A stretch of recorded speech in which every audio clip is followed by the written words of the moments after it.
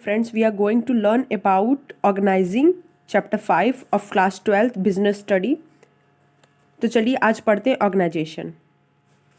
ये मैनेजमेंट का दूसरा फंक्शन है। हमने प्लानिंग कर लिया है, अब हम ऑर्गेनाइजिंग करेंगे। तो ऑर्गेनाइजिंग क्या होता है, चलिए पढ़ते हैं। Meaning of organising: identify and grouping different activity in the organization and bring together the physical, financial and human resources to establish most productive relation for the achievement of specific goal of organization। जब भी आप exam में organising के बारे में लिखेंगे तो आप उसका कुछ एक जो ऑथर जो डेफिनेशन दिए उसको लिखिएगा, इससे अच्छे मार्क्स आपको मिलते हैं।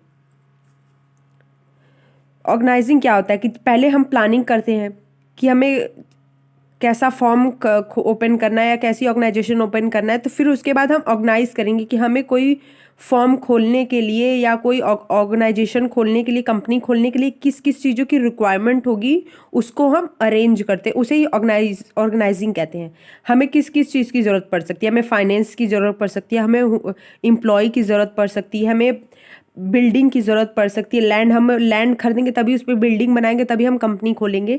तो जिन भी चीज़ों की हमें ज़रूरत पड़ती है कंपनी खोलने में, ऑर्गेनाइजेशन खोलने में, उसको हम क्या कहते हैं, ब्रिंग टुगेदर करते हैं, उसको फिजिकली हम कलेक्ट करते हैं, उसे हम ऑर्गेनाइजिंग कहते हैं। जैसे कि अगर हमें कोई प्रोडक्ट बनाना है तो हमें प्रोडक्ट बनाने के लिए क्या क्या चाहिए, रॉ मटेरियल चाहिए, टूल्स चाहिए, कैपिटल चाहिए, हमें पर्सनल एम्प्लॉयज़ चाहिए, लेबर चाहिए। तो हम उन सबको अरेंज करेंगे, ऑर्गेनाइज करेंगे, उसे ही हम ऑर्गेनाइजिंग कहते हैं। जैसे यहाँ पे देखिए बहुत सारे डेफिनेशन दिए गए हैं। To organize a business is to provide it with everything useful to its function, raw material, machines and tools, capital and personnel। तो हमने आप समझाया कि जो भी चीज़ हम करना चाहते हैं, हम कोई, तो हमें उन सबको कलेक्ट करना पड़ता है, ऑर्गेनाइज करना पड़ता है। जो भी हमें फंक्शन करना है उसके लिए जितनी भी चीज़ें रिक्वायरमेंट है उस सबको कलेक्ट करना पड़ता है। तो कोई भी ऑर्गेनाइजेशन या कोई भी कंपनी खोलने से पहले हमें सबसे पहले कैपिटल की ज़रूरत पड़ेगी, लैंड एंड बिल्डिंग की ज़रूरत पड़ेगी, हमें रिसोर्सेज की ज़रूरत पड़ेगी, मशीन्स टूल्स की ज़रूरत पड़ेगी, एम्प्लॉय की ज़रूरत, हम सबको ऑर्गेनाइज करेंगे। तो इसे ही ऑर्गेनाइजिंग कहते हैं। अब चलिए पढ़ते हैं ऑर्गेनाइजिंग के process. Organising process: the process of organising consists of following step. कुछ स्टेप्स होते हैं जो हम पढ़ेंगे। Identify and division of work, identification and division of work. The first step in the organising is identify and division of work as per the plan. First step क्या होता है organising में? आइडेंटिफाई करना। फिर उसके बाद आइडेंटिफाई करने के बाद उसे डिवीजन ऑफ वर्क करना। The division of work make sure there is no duplication of work and there is no burden of work on one person. Division of work का मतलब होता है कि जितने भी एम्प्लॉयज़ हैं, हमें उनके स्किल, उनके क्वालिफिकेशन, उनके एक्सपीरियंस के हिसाब से हमें उनको वर्क दे देना है, उनको डिवाइड कर देना कि हाँ भाई, ये अगर कोई सेल्स डिपार्टमेंट देखेगा, कोई फाइनेंस डिपार्टमेंट देखेगा, कोई प्रोडक्शन डिपार्टमेंट देखेगा, तो हमें उसके स्किल के अकॉर्डिंग हम उसको डिवीज़न ऑफ वर्क कर देंगे कि एक पर्सन पे, एक एम्प्लॉय पे हम ज़्यादा बर्डन ना, हर एम्प्लॉय को उसके स्किल के अकॉर्डिंग हम उसको वर्क दे देंगे। इसे ही कहते हैं डिवीज़न ऑफ वर्क। पहले आइडेंटिफाई करना, फिर उसके बाद उसे वर्क दे देना। तो आपको समझ में आ गया कि identification and division of work क्या होता है। Work can be share among the employ को वर्क शेयर कर देना, उनके में डिस्ट्रीब्यूट कर देना, छोटे छोटे यूनिट्स में हर एम्प्लॉय को उस वर्क डिस्ट्रीब्यूट कर देना, उसे ही हम डिवीजन ऑफ वर्क कहते हैं। तो चलिए अब सेकंड पढ़ते हैं, grouping of job and departmentalisation. After dividing the work in small job, क्या करें कि वर्क को स्मॉल यूनिट्स या जॉब में डिवाइड करने के बाद हम क्या करेंगे, relation and similar job are group together. मतलब कि जितने भी सिमिलर जॉब है, जो एक तरीके के जॉब होंगे, वर्क होंगे, हम उसको ग्रुप में कर देंगे। जितने भी प्रोडक्शन डिपार्टमेंट के काम होंगे, एक्टिविटीज़ होंगे, हम उनको एक डिपार्टमेंट कर दें, उनको प्रोडक्शन डिपार्टमेंट में कर देंगे। जितने भी फाइनेंस डिपार्टमेंट के एम्प्लॉयज़ होंगे, जो उनके काम होंगे, उनको हम एक डिपार्टमेंट में कर देंगे। सेल्स डिपार्टमेंट के जितने भी काम होंगे हम उनको सारे एम्प्लॉय को एक डिपार्टमेंट में कर देंगे। तो ऐसे ही जैसे सेल्स डिपार्टमेंट होता है, फाइनेंस डिपार्टमेंट होता है, प्रोडक्शन डिपार्टमेंट होता है, मार्केटिंग डिपार्टमेंट होता है, इन सब के जितने भी जिसके काम एक तरीके के होते हैं उन सबको हम एक ग्रुप में कर देते हैं। तो इसी कहा जाता है group the job and departmentalisation. जितने भी काम एक तरीके के होंगे हम उनको ग्रुप में कर देंगे, एक डिपार्टमेंट बना देंगे। And put under the one department. The department और group of job can be done by the organisation in different way. Organisation ही वो सारे जॉब को करता है डिफरेंट तरीके से, बट उसके दो तरीके होते हैं। तो चलिए पढ़ते हैं personal department and divisional department. तो चलिए पढ़ते हैं पर्सनल डिपार्टमेंट क्या होता है। Under this method job related to common function are group under one department. तो इसमें क्या होता है, जितने भी जॉब एक तरीके के होते हैं, कॉमन फंक्शन के जो जॉब होते हैं उनको वन डिपार्टमेंट में कर दिया जाता है। इसे ही हम पर्सनल डिपार्टमेंट कहते हैं। आल फॉर एग्जाम्पल से समझते हैं। All the job related to production are group under production department. Job related to sales are grouped under sales department. तो आपको समझ में आ गया जितने भी प्रोडक्शन से रिलेटेड फंक्शन या एक्टिविटीज़ होंगे हम उनको प्रोडक्शन डिपार्टमेंट में कर देंगे, और जितने भी सेल्स डिपार्टमेंट के फंक्शंस या जॉब होंगे हम उनको सेल्स डिपार्टमेंट में कर देंगे। तो चलिए पढ़ते हैं divisional department. When an organization is producing more than one type of product then they prefer divisional department. तो अब चलिए यहाँ पे थोड़ा डिफरेंट ट्विस्ट आता है। तो एक ऑर्गेनाइजेशन एक से ज़्यादा अलग टाइप के प्रोडक्ट बनाते हैं, उसको हम डिविजनल डिपार्टमेंट में कर देंगे। When organization producing more than one type of product, जब वो गुड को प्रोड्यूस करता है, एक से ज़्यादा अलग टाइप के गुड्स को वो प्रोड्यूस करता है, तो हम उसे डिविजनल डिपार्टमेंट में कर देते हैं। Under this job related to one product are group under one department. इसमें क्या होता है कि जो एक तरीके के प्रोडक्ट होंगे उन्हें एक डिपार्टमेंट में कर दिया जाएगा, अगले तरीके के प्रोडक्ट को अगले डिपार्टमेंट में कर दिया जाएगा। इसे कहते हैं डिविजनल डिपार्टमेंट। तो चलिए अब पढ़ते हैं assignment of duty. After dividing the organization into specialized department, हम जो ऑर्गेनाइजेशन को डिवाइड एक अलग अलग जो भी उसके फंक्शंस या जो भी उसके रिलेटेड उसके डिपार्टमेंट में कर देंगे, तब उसके बाद हम क्या करेंगे, division of working different department is assigning a duty हम उन्हें देंगे matching to his skills and qualification. हम उनको ड्यूटी देंगे, उनके स्किल एंड क्वालिफिकेशन के अकॉर्डिंग हम उनको असाइनमेंट ऑफ ड्यूटी देंगे। The work is assigned according to ability of individual. Employ को हम ड्यूटी देंगे, उनके स्किल एंड क्वालिफिकेशन के अकॉर्डिंग हम उनको ड्यूटी प्रोवाइड कर देंगे। Employ are assigned duty by giving them a document called job description.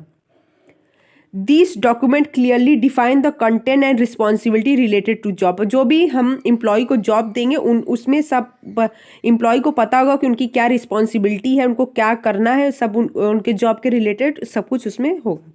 तो एम्प्लॉय को उसके स्किल एंड क्वालिफिकेशन के अकॉर्डिंग हम ड्यूटी इन्हें दे देंगे। अब चलिए चौथा पढ़ते हैं, establishing reporting relationship.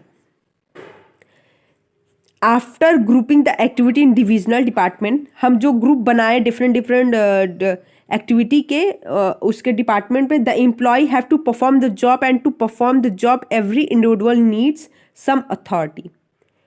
Fourth step of organizing process, all the individual are assigned some authority matching to the job. Fourth step में क्या है कि जितने भी एम्प्लॉयज़ हैं उनको कुछ अथॉरिटी दी जाएंगी उनके क्वालिफिकेशन एंड स्किल के अकॉर्डिंग।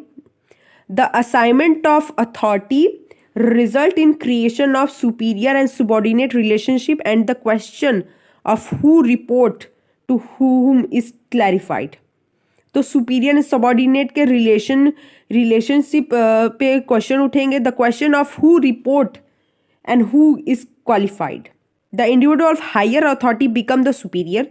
जिसके पास ज़्यादा अथॉरिटी होगा वो सुपीरियर होगा, एंड जिसके पास लेस अथॉरिटी होगा वो सुप्रीडेंट होगा। तो with the establishment of authority managerial get creation channel of command. आपने प्रिंसिपल में पढ़ा होगा channel of command. Principle of scalar chain follow करते हैं, जैसे कि हम अगर कोई कोई प्लान एंड पॉलिसी बनता है तो वो टॉप लेवल बनाता है, फिर वो मिडिल लेवल को बताता है, फिर मिडिल लेवल आके लोअर लेवल को बताता है। तो ये चेन हमको फॉलो करनी होगी कि अगर कोई plan and policy top level management बनाता है तो वो आके अपने मिडिल लेवल मैनेजर को बताता है कि हाँ भाई ये प्लान एंड पॉलिसी है। तो मिडिल लेवल आके अपने लोअर लेवल्स को ये प्लान एंड पॉलिसी बताता है कि हाँ भाई ऐसे ऐसे प्लान एंड पॉलिसी और आपको इसे एक्सिक्यूट करना है।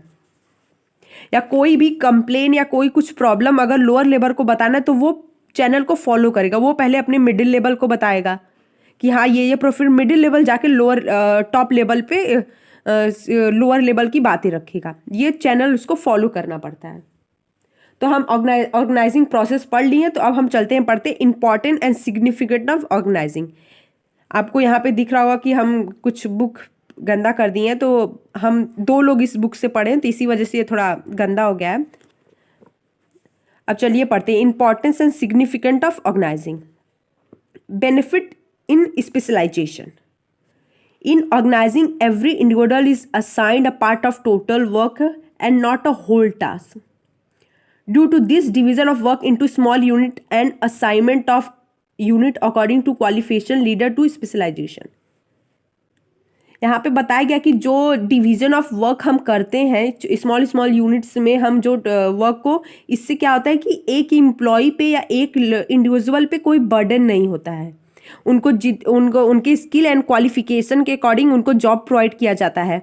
और एक इंसान पे एक बर्डन, जो भी उनको जॉब दिया जाता है तो वो कर लेते हैं अच्छे से। कि अगर हम कोई जो डिवीज़न ऑफ वर्क करेंगे नहीं, कि किसी भी हम एक ही एम्प्लॉय को या 2 ही एम्प्लॉय को सारा जॉब दे देंगे तो वो नहीं कर पाएंगे टाइम पे अच्छे से। तो इसी वजह से हम डिवीज़न ऑफ वर्क करते हैं कि हर एम्प्लॉय को उसके स्किल उसके क्वालिफिकेशन के अकॉर्डिंग हम उसे जॉब प्रोवाइड कर देते हैं। हम अपने डिवीज़न ऑफ वर्क को स्मॉल यूनिट्स में अपने अपने एम्प्लॉय को डिस्ट्रीब्यूट कर देते हैं।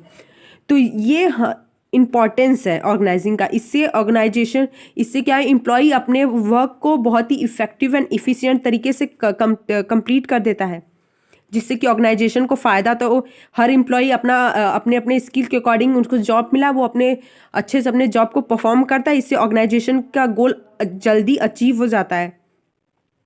Benefits in specialization. तो यहाँ पे स्पेशलाइजेशन का बेनिफिट है, the specialization autonomic come when the individual is performing one job repeatedly. यहाँ पे स्पेशलाइजेशन अपने आप ही आ जाता है कि अगर एक एम्प्लॉय एक ही जॉब बार बार रिपीटेड वो परफॉर्म करता रहेगा तो वो उस जॉब में, उस वर्क में स्पेशलाइज हो जाएगा। तो यहाँ पे है बेनिफिट्स इन स्पेशलाइजेशन। यहाँ पे बेनिफिट होता है कि अगर एक एम्प्लॉय एक काम बार बार कर रहा है तो वो उस पर स्पेशलाइज हो गया, तो वो उसका एक्सपीरियंस हो गया, तो वो काम बहुत ही अच्छे तरीके से कर लेगा, तो उसमें स्पेशलाइज हो जाता है। तो अब सेकंड पढ़ते हैं रोल क्लैरिटी।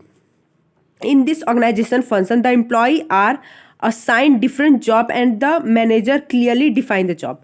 यहाँ पे क्या है कि जो एम्प्लॉय है उसको अपना रोल या अपना जॉब बहुत ही क्लियरली डिफाइन कर दिया गया कि हाँ भाई आपका क्या जॉब है। उस मैनेजर ने उसे बहुत ही क्लियरली डिफाइन कर दिया कि हाँ आपका ये जॉब है, आपको ये जॉब करना है। तो उससे बहुत ही आसानी होती है अपने जॉब को करने में। The job are defined on the written document. और एम्प्लॉय को जो रिटन डॉक्यूमेंट मिलता है उसमें उसके जॉब के बारे में सब कुछ लिखा रहता है कि हाँ आपको क्या जॉब करना है, क्या आपकी रिस्पॉन्सिबिलिटी है, सब कुछ वहाँ पे लिखा होता है। तो उसकी पूरा एक एम्प्लॉय का पूरा रोल क्लैरिटी उसे पता होता है कि हाँ उसका क्या रोल है, क्या जॉब है। अब थर्ड पढ़ते हैं clarity in working relation. In this organizing function it is a clearly define the what, all and how much power and authority is enjoyed by a different individual or manager। यहाँ पे organising function में बहुत ही clearly define है कि किसके पास कितनी power है, कितनी अथॉरिटी है, किस एम्प्लॉय के पास या किस मैनेजर के पास कितनी अथॉरिटी, कितनी पावर है, बहुत ही क्लियरली डिफाइन है। Each manager know every clearly to whom he can give order and from who he has to receive the order। यहाँ पे बहुत ही क्लियरली डिफाइन है कि कौन सा मैनेजर ऑर्डर देगा और कौन सा एम्प्लॉय ऑर्डर रिसीव करेगा। यहाँ पे बहुत ही क्लियरली डिफाइन किया गया है कि कौन ऑर्डर देगा और कौन ऑर्डर रिसीव करेगा, उस ऑर्डर को फॉलो करेगा। जब तक किसी एम्प्लॉय को पता ही ना है कि भाई हमें कौन ऑर्डर देगा या हम ऑर्डर देंगे कि हम ऑर्डर रिसीव करेंगे, तब तक कुछ मतलब वो काम ही नहीं कर सकता। तो उसे यहाँ पे हर किसी को पता है कि किसकी क्या अथॉरिटी है, किसकी क्या पावर है, किसके पास कौन सा पावर है। मैनेजर को बहुत अच्छे से पता है कि हमारे पास अथॉरिटी है, पावर है कि हम अपने एम्प्लॉय से ये काम करवाएं, और एम्प्लॉय को अपनी रिस्पॉन्सिबिलिटी पता है कि हमें मैनेजर कोई भी ऑर्डर देगा तो हमें उसे पूरा करना है। तो यही है क्लियरिटी इन वर्किंग रिलेशन। बहुत ही क्लियरिटी है कि किसके पास कौन सा पावर है, क्या कौन सी अथॉरिटी है, कौन ऑर्डर देगा और कौन ऑर्डर रिसीव करेगा। अब चलिए फोर्थ पढ़ते हैं, optimum utilization of resources. In this organization function there are very few change of duplication of work and overlapping of work because of job are assigned to different individual by clearly define the job in the description document. Optimum utilization resources का मतलब इसमें यही बताया गया है कि किसी भी एम्प्लॉय पे कोई ओवरलैपिंग या ओवर बर्डन नहीं होता है, क्योंकि हर एम्प्लॉय को उसके स्किल एंड क्वालिफिकेशन के अकॉर्डिंग उसको जॉब प्रोवाइड किया गया है, और उसके रिटन डॉक्यूमेंट पे बहुत ही क्लियरली डिफाइन है कि उसको कौन सा जॉब या कौन सा वर्क दिया गया है। तो इसी वजह से कोई भी एम्प्लॉय पे ओवरलैपिंग या ओवर बर्डन नहीं होता है। तो इसीलिए एम्प्लॉय बहुत ही ईजिली तरीके से अपने वर्क को परफॉर्म कर लेता है। तो इसीलिए कोई भी वेस्टेज ऑफ रिसोर्सेज नहीं होता है। ये ऑप्टिमम यूटिलाइजेशन ऑफ रिसोर्सेज है। तो चलिए फिफ्थ पढ़ते हैं, coordination and effective administration. In this organizing function the similar and related job are group under one department. यहाँ पे आपको हमने बताया है ऑर्गेनाइजिंग फंक्शन में कि जो भी एक तरीके के फंक्शन या एक्टिविटी के जो भी जॉब होते हैं उनको एक डिपार्टमेंट में कर दिया जाता है, which lead to unification of effort and harmony organization. तो उनके बीच में हार्मोनी होता है, उनके काम में हार्मोनी होता है। The organizing function establish relation between different department. तो यहाँ पे ऑर्गेनाइजिंग क्या है, वो जो भी कंपनी में डिफरेंट डिपार्टमेंट होते हैं उन सब डिपार्टमेंट के बीच में हार्मोनी क्रिएट करता है, कोऑर्डिनेशन क्रिएट करता है कि जितने भी डिफरेंट डिपार्टमेंट्स हैं उन सब के बीच में कोऑर्डिनेशन हो, हार्मोनी हो, एकता हो, by bringing clarity in working relation, administrative effective improvement. तो आपको समझ गया जितने भी अलग अलग डिपार्टमेंट है ऑर्गेनाइजेशन में उन सब के बीच में कोऑर्डिनेशन हो, कोऑपरेशन हो। Adoption to change. Whenever the change take place in the business environment, then with the help of organizing function, these change can be adopted systematically because organizing function create different department and group related activity. Adoption of change. Whenever the change take place in the business environment, जब भी environment में हमारे business environment में कोई भी change होता है, with the help of organizing function this change can be adopted. तो हम ऑर्गेनाइजिंग के फंक्शन के हेल्प से हम उस चेंज को हम बहुत ही सिस्टमेटिक तरीके से अडॉप्ट कर लेते हैं। अगर कोई भी चेंज हमारे इन्वायरमेंट में हुआ और हम अपने ऑर्गेनाइजेशन के अंदर वो चेंज किए ही नहीं, उस चेंज को अडॉप्ट किए नहीं, तो इससे आगे जाके हमें बहुत ही प्रॉब्लम हो सकता है। हो सकता है कि हमें बहुत ज़्यादा लॉस हो जाए या हम मार्केट से आउट ही हो जाए। अगर कोई जैसे कि मार्केट में हमारे कस्टमर के टेस्ट प्रेफरेंस चेंज हो रहे हैं, उनके कुछ डिमांड है, तो अगर हम उस डिमांड को नहीं समझेंगे, उसे अडॉप्ट नहीं करेंगे, तो हम मार्केट से आउट हो जाएंगे। तो इसीलिए कोई भी इन्वायरमेंट में चेंज होता है तो हमें उसे बहुत ही सिस्टमेटिक तरीके से अडॉप्ट करना चाहिए उस चेंज को। Expansion and growth 7th topic है। With optimum utilization of resources and proper division of work and departmentalization, company can easily meet the challenge and expansion the activity. हम अपने रिसोर्सेज को ऑप्टिमम तरीके से यूटिलाइज करते हैं, हम अपने वर्क को प्रॉपरली डिवाइड किए हैं एंड डिपार्टमेंट में, तो कंपनी को बहुत ही इजी तरीके से वो अपने चैलेंजेस पूरा कर लेती है और अपने कंपनी को बढ़ाती है, एक्सपेंड करती है। जैसे कि अगर अपने स्टेट में अपने कंपनीज के, अपने फर्म के अलग अलग ब्रांचेस ओपन करती है। अगर जहाँ अब 8th पढ़ते हैं, department of personal. Delegation of authority is an important part of organizing. Delegation of authority एक इम्पॉर्टेंट पार्ट ऑफ ऑर्गेनाइजिंग है। By delegating the routine and manager can concentrate to develop new method and way the performing jobs. Development होना ज़रूरी है, तो manager जो है वो routine करता है कि हम कौन से न्यू मेथड वो लाता है, न्यू तरीका लाता है जॉब को करने का। It give them time to innovate new techniques. Manager time देता है अपने एम्प्लॉय को कि वो न्यू टेक्निक्स लाएं। And area of growth of company, उनके कंपनी का ग्रोथ हो, जब उनके कंपनी का ग्रोथ होगा तो एक एम्प्लॉय का भी ग्रोथ होगा।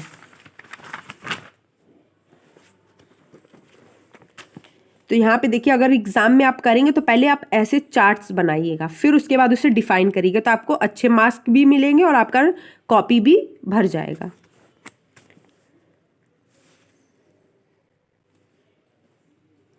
ऑर्गेनाइजनल फंक्शन हम आपको नेक्स्ट वीडियो में पढ़ाएंगे।